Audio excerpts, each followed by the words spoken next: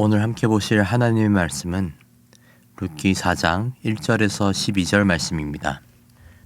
보아스가 성문으로 올라가서 거기에 앉아 있더니 마침 보아스가 말하던 기어 물을 자가 지나가는지라. 보아스가 그에게 이르되 아무개여 이리로 와서 앉으라 하니 그가 와서 앉으매 보아스가 그 성읍 장로 10명을 청하여 이르되 당신들은 여기 앉으라 하니 그들이 앉으매 보아스가 그 기업 물을 자에게 이르되 모압 지방에서 돌아온 나오미가 우리 형제 엘리멜렉의 소유지를 팔려 함으로 내가 여기 앉은 이들과 내 백성의 장로들 앞에서 그것을 사라고 내게 말하여 알게 하려 하였노라. 만일 네가 물으려면 물으려니와 만일 네가 물으지 아니하려거든 내게 고하여 알게 하라. 내 다음은 나요.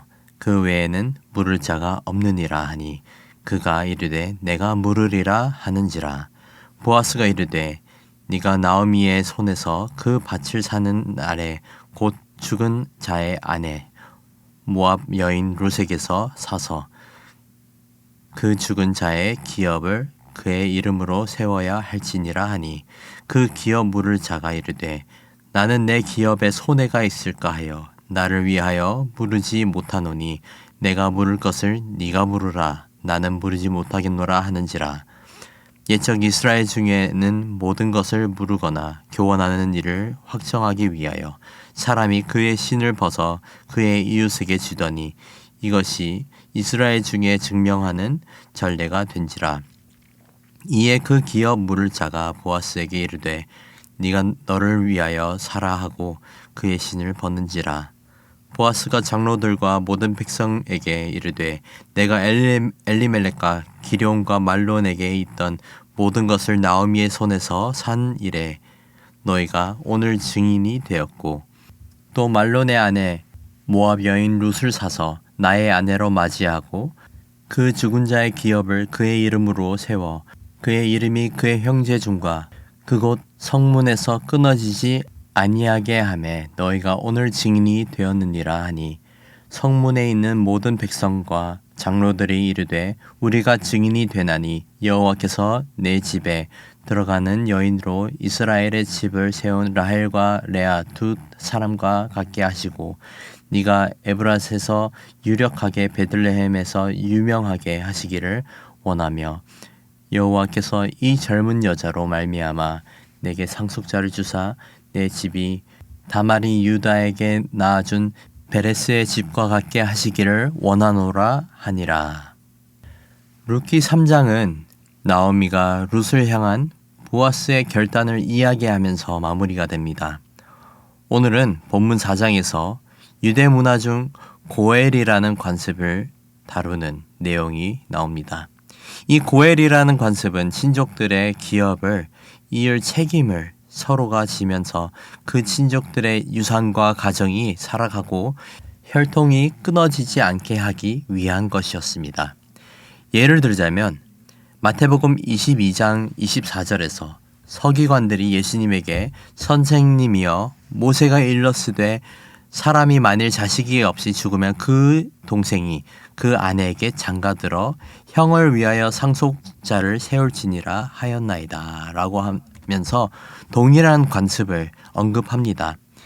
이때는 부활에 있어서 이렇게 상속하게 되었을 때에 천국에서는 누구의 아내가 되는 거냐라는 질문으로 예수님을 시험하고자 했었는데 예수님은 천국에서의 기준이 다르다고 그들이 오해하고 있다고 정리를 해줍니다. 오늘 본문에서 보아스는 사랑하는 룻과 함께하기 위해 마태복음에서 나타난 고엘에 대한 내용을 보게 됩니다.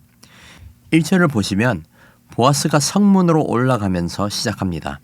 그리고 성문에 앉아 있다가 나오미의 죽은 남편 엘리멜렉의 기업을 물을 자가 지나가는 것을 보고 그 사람을 불러서 옆에 앉히고 대화를 시작합니다. 성문은 공식적인 판결의 자리이기도 했습니다. 일반적으로 도시의 장로들과 많은 사람들이 그곳에서 판결되는 이야기의 증인이 되고 논의도 하는 그런 곳이었습니다. 보아스는 룻을 위해 이러한 공식적인 절차를 밟고 있는 것을 우리는 보게 됩니다. 그렇게 엘리멜렉의 기업을 이을 순서였던 사람이 나타나자 보아스는 그를 앉혀서 이 내용을 다루기 시작합니다. 4절입니다. 내가 여기 앉은 이들과 내 백성의 장로들 앞에서 그것을 사라고 내게 말하여 알게 하려 하였노라. 만일 네가 물으려면 물으려니와 만일 네가 물으지 아니하려거든 내게 고하여 알게 하라. 네 다음은 나요. 그 외에는 물을 자가 없느니라 하니 그가 이르되 내가 물으리라 하는지라. 보아스는 여기서 지혜롭게 나오미야 그 집안의 유산을 이을 사람이 당신인데 당신이 있지 않으면 제가 이어야 합니다. 어떻게 하시겠습니까? 라고 물은 것입니다. 틀린 말 하나 없이 유산을 언급하면서 한 집안의 기업을 잇는 것의 중요성과 타당성을 세웁니다. 그렇게 이 사람은 자신이 나오미의 기업을 자신이 물으겠다고 합니다. 그렇게 대답을 듣고 보아스는 이어서 5절 말씀으로 나오미의 유산을 사는 순간 모압 여인이었던 룻 또한 아내로 맞이해서 기업을 이어야 한다는 말을 더합니다. 이미 나이가 들어 자식을 낳을 수 없게 된 나오미에게는 아들 말론이 있었는데 그 아들의 아내는 바로 룻이었던 것입니다. 그렇다면 기업을 이을 사람 또한 룻을 아내로 맞이해야 했습니다. 어쩌면 이 사람은 이미 가정이 있었고 나오미를 모시고 룻을 두 번째 부인으로 데리고 오는 것에는 부담이 있었을 것입니다. 그래서 이 이야기를 듣고는 이 사람은 자신의 기업에 손해가 있을 것 같아서 보아스에게 그 책임을 전가합니다. 6절입니다.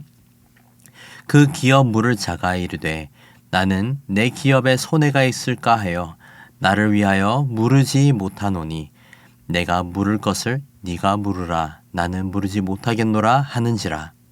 그리고 그들은 그들의 전례대로 신을 벗어서 보아스에게 건네 주었습니다. 원래의 전례대로였으면 고해를 회피한 이 사람에게 나오미나 룻이 가서 얼굴에 침을 뱉기까지 했어야 했지만 모두가 보는 앞에서 평화롭고 공정하게 책임이 전이된 것이기 때문에 신만 전달한 것이었습니다. 그렇게 보아스는 9절에서 12절까지 자신이 기업을 이을 것을 선포하고 그것을 보고 있던 사람들을 증인으로 세웁니다. 그리고 성문에 있던 모든 백성들과 장로들의 축복을 받으면서 오늘 내용이 마무리됩니다. 룻을 아내로 맞이하고자 했던 보아스는 전례와 관습들을 무시하면서 자신이 그 기업을 책임지겠다고 하지 않았습니다. 분명 룻을 사랑했고 룻을 그 누구보다 원했지만 고엘의 절차를 제대로 밟지 않는다면 백성들이 보기에도 그리고 하나님이 보시기에도 기뻐하지 않았을 것을 알고 있었습니다. 그래서 더더욱 확실한 절차를 밟으면서 자연스럽고 합법적으로 엘리멜렉의 기업을 잇고 룻을 아내로 맞이한 것입니다.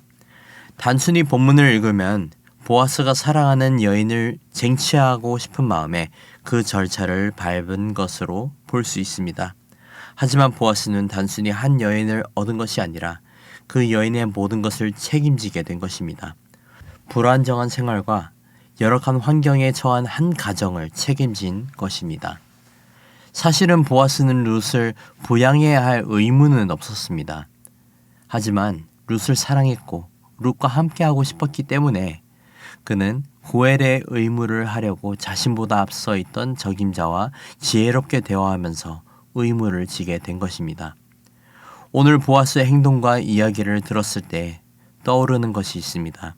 그것은 바로 예수 그리스도께서 우리를 사랑하셔서 의무는 없지만 직접 십자가를 감당하시고 우리를 구원하신 그 사건입니다. 분명 우리는 하나님과의 관계를 위해 창조되었지만 죄 때문에 죄로 인해 하나님으로부터 끊어졌었습니다. 하지만 그런 우리를 위해서 하나님께서 독생자 예수님을 보내셔서 우리를 구원해 주신 것입니다. 사랑하는 성도 여러분, 오늘 말씀을 통해 사랑과 정당성 그리고 의무와 같은 주제들을 보게 됩니다. 그중 가장 중요한 것은 보아스를 통해 보이신 하나님의 사랑입니다. 사랑 때문에 보아스는 자신이 룻과 그 기업을 책임질 의무를 다지게 되었습니다. 하나님도 사랑 때문에 자격 없는 우리를 구원해 주셨습니다. 우리를 먼저 사랑하신 하나님을 찬양하며 그 사랑과 구원에 감사하며 보아스가 룻을 사랑한 것처럼 하나님이 우리를 사랑하신 것처럼 우리도 동일하게 서로를 사랑하며 살아가는 저와 여러분이 되기를 주님의 이름으로 축복합니다. 기도하겠습니다. 사랑의 하나님 감사합니다. 주님의 사랑을 통해 은혜를 입었고 주님의 사랑을 통해 우리가 구원받았음을 믿습니다. 아버지의 놀라우신 사랑이 우리를 살게 하셨음을 믿습니다. 오직 주의 온전하신 사랑을 의지하며 주님 주신 은혜를 누리며 살아가게 하시옵고 늘 감사와 기쁨으로 주님께 영광 올려드리는 주의 거룩한 자녀들 되게 하옵소서. 보아스가 룻을 사랑하고 룻을 품었듯이 우리도 서로 사랑하고 서로를 주의 사랑하는 자녀들로 품을 수 있는 마음을 허락하시고 그리스도의 사랑으로 하루하루 살아낼 수 있는 주님의 공동체가 되게 하옵소서. 감사합니다. 사랑합니다. 이 모든 말씀 우리를 사랑하시는 예수님의 이름으로 기도드립니다. 아멘. 이 시간 말씀을 붙들고 기도하시면서 주간 기도 제목으로 훈련과 교육을 위해 함께 기도하시겠습니다. 우리가 제자 양육, 훈련 사역, 성경 통독 등 모든 훈련을 통하여서 예수님을 닮아가는 온전한 예수님의 제자로 성숙되고 예수님을 닮아가는 우리 교회가 될 수 있도록 기도해 주시고 다음 세대를 책임지는 주일학교와 청년 부흥과 자녀들의 신앙 성장과 섬기시는 모든 교육자들, 교사들을 위해 기도하시겠습니다. 마지막으로 담임 목사님과 강단 위에 서시는 모든 말씀 사역자들을 위해 기도하시겠습니다. 기도하겠습니다.